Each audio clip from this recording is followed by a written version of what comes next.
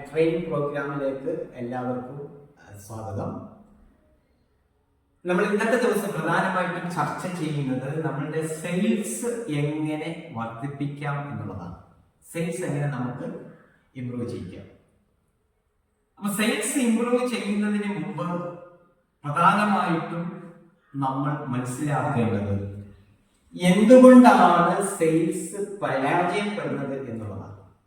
എന്തുകൊണ്ട് നമുക്ക് sales improve ചെയ്യിക്കുവാനായിട്ട് സാധിക്കുന്നില്ല? അതിന് പ്രധാനപ്പെട്ട രണ്ട് കാരണങ്ങളാണുള്ളത്. ഒന്ന്, ഫിയർ ഓഫ് റിജക്ഷൻ.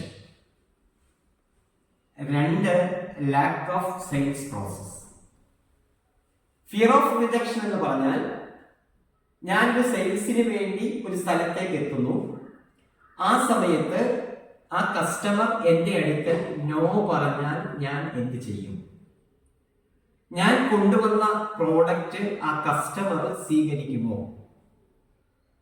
അതല്ല, എന്റെ സെയിൽസ് ഈ കസ്റ്റമർ പൂർണ്ണമായിട്ടും തിരസ്കരിച്ച് കളയുവാനുള്ള സാധ്യതയുണ്ടോ? അതാണ് ഫിയർ ഓഫ് റിജക്ഷൻ എന്ന് പറഞ്ഞാൽ.